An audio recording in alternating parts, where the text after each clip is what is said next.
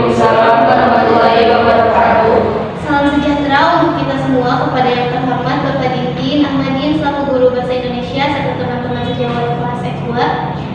Marilah kita semua panjatkan puji dan syukur atas kehadirat Allah Subhanahu wa taala atas rahmat kesehatannya sehingga kita dapat berkumpul di sini untuk debat Bahasa Indonesia kelas S2. Pertama-tama, izinkan saya memperkenalkan diri saya, Kamarul Laila Nisa sebagai moderator, dan di samping saya ada Haiman Nadaiwara sebagai ketua dan di sebelah kanan saya terdapat tim afirmasi yang terdiri dari Rehan sebagai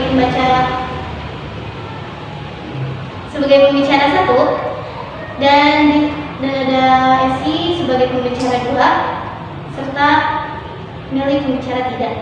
Dan di sebelah kiri saya terdapat tim posisi yang terdiri dari Neng Putri sebagai pembicara satu, Wildan Syah sebagai pembicara dua, dan Fajar Setiawan sebagai pembicara tiga. Baik, mosi yang akan dibawakan kali ini adalah e-commerce berdampak negatif bagi pasar tradisional. Semua peserta debat harus mematuhi yang ditetapkan dan disampaikan sebelumnya. Sebelum memulai debat, saya akan membacakan peraturan debat. Pertama, siapkan pembicara 1, 2, dan 3 dari masing-masing tim. Kedua, masing-masing pembicara diberikan 5 menit untuk menyampaikan argumennya. Dan yang terakhir, masing-masing tim diberikan waktu selama 1 menit untuk melontarkan pertanyaan. Yang terhormat Bapak Guru, teman-teman serta peserta debat yang berbahagia, dengan mengucapkan Bismillahirrahmanirrahim, maka acara debat Bahasa Indonesia antara tim afirmasi dan tim oposisi saya nyatakan dibuka. Selanjutnya, pembicara satu dari tim afirmasi saya persilahkan untuk menyampaikan argumen. Terima kasih kepada moderator yang telah memberikan peluang untuk menyampaikan argumen.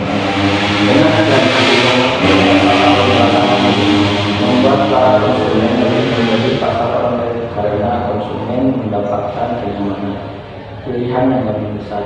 Pedagang pasar tradisional seringkali merasakan dampak negatif yang signifikan. Salah, dampak utama e-commerce pada pedagang pasar tradisional, persaingan yang semakin ketat. Toko online besar seringkali menawarkan produk dan harga yang lebih rendah daripada pedagang tradisional, memaksa mereka untuk bersaing dalam hal harga, kualitas, layanan, dan mereka berikan membuat konsumen lebih memilih e-commerce dan menggunakan pasar tradisional. Oke. Terima kasih. Terima kasih untuk pembicara satu dari tim afirmasi yang telah menyampaikan argumennya. Selanjutnya, pembicara satu dari tim oposisi saya persilahkan untuk menyampaikan argumennya. Terima kasih kepada moderator yang telah memberikan saya kesempatan untuk menyampaikan argumen. Saya tidak setuju. Meski banyak tren belanja online, pasar tradisional masih menjadi pusat aktivitas retail makanan, minuman, dan kebutuhan. Berdasarkan data Euromonitor dikutip dalam laporan tersebut, sepanjang 2022 nilai penjualan retail Yosari di pasar tradisional Indonesia mencapai USD 77,50 M. Sementara nilai perjualan retail kategori serupa seperti minimarket, supermarket, hypermarket, dan e-commerce jauh lebih kecil. Sebagian besar pelanggan pusat tradisional atau rumah tangga pendapatan menengah ke bawah. Saluran retail ini menyumbang sekitar 77% terhadap total nilai penjualan eceran kebutuhan sehari-hari di Indonesia.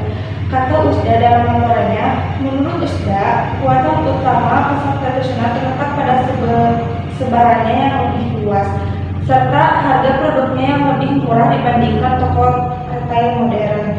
Dalam artikel tersebut menunjukkan bahwa pasar tradisional lebih unggul dari e-commerce dalam hal kebutuhan pasar sehari-hari. Terima kasih.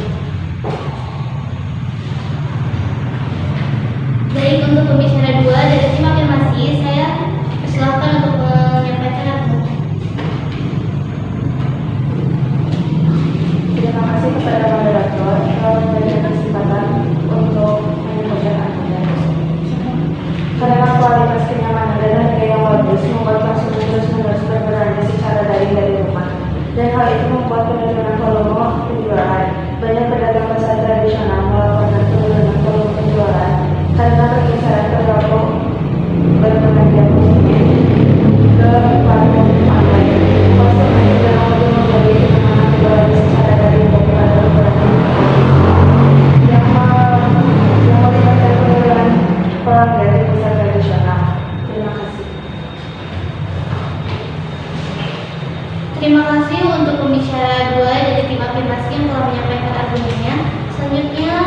pembicara 2 dari tim oposisi, saya persilahkan untuk menyampaikan ini. Terima kasih kepada moderator yang telah memberikan kesempatan untuk membaca argumen. E-commerce tidak selalu berdampak negatif, ada juga beberapa dampak positif e-commerce. Bagi pasar tradisional, membuka peluang untuk berinovasi dan beradaptasi dengan perkembangan teknologi. Beberapa pasar tradisional memulai menggunakan media sosial, aplikasi atau platform e-commerce untuk mempromosikan produk mereka dan menjangkau konsumen yang lebih luas.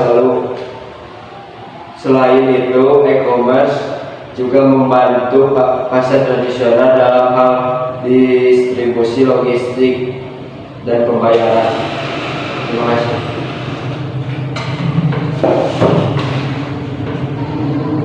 Terima kasih untuk pembicara 2 dari tim oposisi yang telah menyampaikan argumen. Dan selanjutnya pembicara 3 dari tim afirmasi, saya persilakan untuk menyampaikan argumen. Terima kasih kepada moderator yang telah memberikan kesempatan untuk memberikan argumen. E-commerce sering sekali menuntut kecepatan pengiriman dan layanan pelanggan yang baik. Hal itu merupakan tantangan bagi pedagang tradisional yang belum terbiasa dengan infrastruktur logistik yang diperlukan. Memenuhi harapan konsumen dalam hal pengiriman yang cepat dan efisien dapat menjadi hambatan besar bagi pedagang tradisional.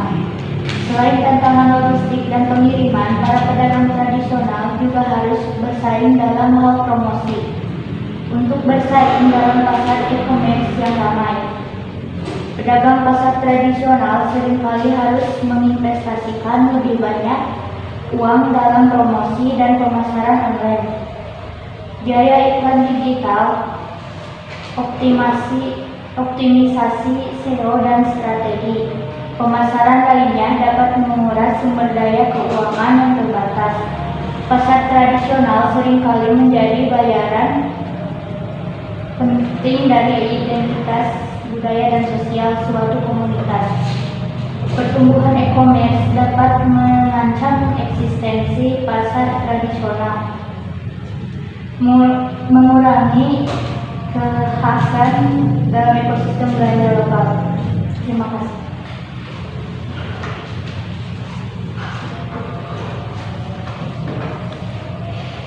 Terima kasih untuk pembicara 3 dari tim afirmasi yang telah menyampaikan argumen.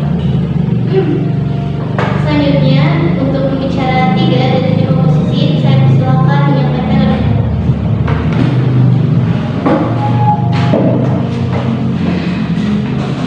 Terima kasih kepada moderator yang telah memberikan waktu untuk saya membacakan argumen saya. Saya setuju karena pasar tradisional memiliki ciri khas seperti suasana yang ramai, harga yang bisa ditawar, dan interaksi sosial yang erat antara pedagang dan pembeli. Suasana dan toko fisik yang membuat kita bisa melihat produk secara langsung membuat beberapa orang lebih memilih belanja di pasar tradisional. Selain itu, dari artikel dan yang sudah dibacakan rekan saya tadi, laporan yang disampaikan menunjukkan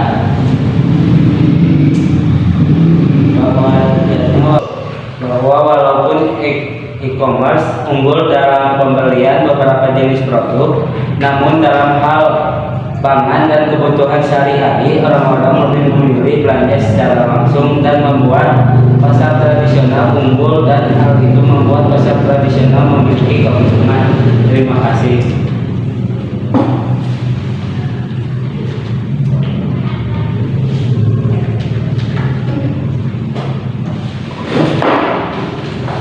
Terima kasih untuk pembicara 3 dari tim oposisi karena telah menyampaikan argumen. Selanjutnya, saya berikan kesempatan bagi masing-masing kelompok untuk melontarkan pertanyaan atau komentar untuk tim lawan. Masing-masing kelompok saya berikan waktu selama 1 menit untuk mengajukan pertanyaan, dimulai dari tim afirmasi. Silakan kepada tim afirmasi untuk memberikan komentar kepada kasih. Terima kasih kepada moderator yang telah memberikan saya waktu untuk menyampaikan idenya. Jika e-commerce membantu mempromosikan secara online produknya, bukankah hal itu membuat pedagang tradisional harus membayar biaya lebih untuk produksinya? Terima kasih. Silakan untuk di posisi untuk menjawab pertanyaan dari tim afirmasi.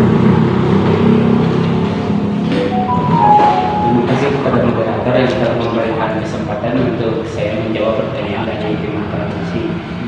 Ya, memang benar akan sedikit menambahkan biaya, tapi dengan adanya promosi secara online melalui e-commerce dengan pasar besar, tentu hal itu akan menjadi keuntungan yang sepadan. Terima kasih.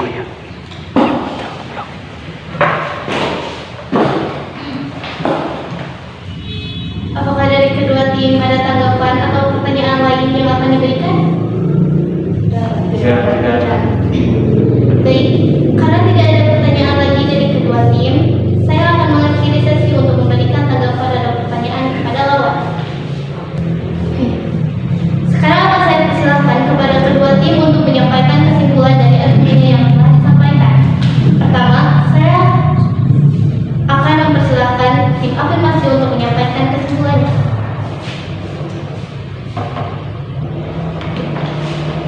Terima kasih kepada moderator telah memberikan kesempatan untuk menyampaikan. Jadi kesimpulannya terdapat seperti e-commerce merupakan dua besar dalam satu berbelanja.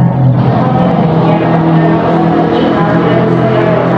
Dalam tradisional merupakan dari tantangan yang kompleks dalam menavigasi pasar yang semakin terbuka. Terima kasih. Selanjutnya saya akan mempersilahkan tim oposisi untuk menyampaikan kesimpulannya.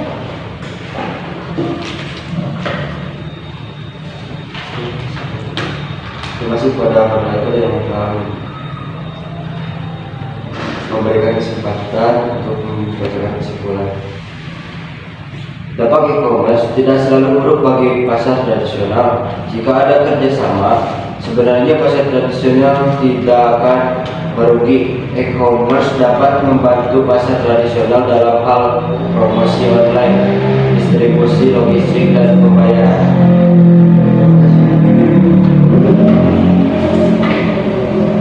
Terima kasih kepada kedua tim karena telah menyampaikan kesimpulannya, dan kesimpulan dari saya sendiri adalah menurut pendapat dari kedua belah pihak, saya simpulkan bahwa memang dengan adanya e-commerce atau pasar online membuat beberapa konsumen lebih memilih berbelanja melalui daring, dan mereka hanya perlu diam di rumah untuk menunggu pesanan datang, dan hal itu tentunya banyak diminati para konsumen karena lebih efisien. Namun tidak dapat dipungkiri bahwa masih banyak juga orang yang berbelanja langsung di pasar tradisional. Menurut saya, e-commerce tidak sepenuhnya salah, begitupun pasar tradisional. Perlu diketahui bahwasannya e-commerce maupun pasar tradisional sama-sama merupakan tempat untuk kita mencari dan mendapatkan barang yang kita inginkan. Keduanya memiliki kelebihan dan kekurangannya masing-masing. Tidak ada yang merugikan satu sama lain karena keduanya saling berdampingan. Sekian kesimpulan yang dapat saya peroleh. Baik, debat bahasa Indonesia dengan mosi e-commerce berdampak negatif bagi pasar tradisional saya nyatakan selesai.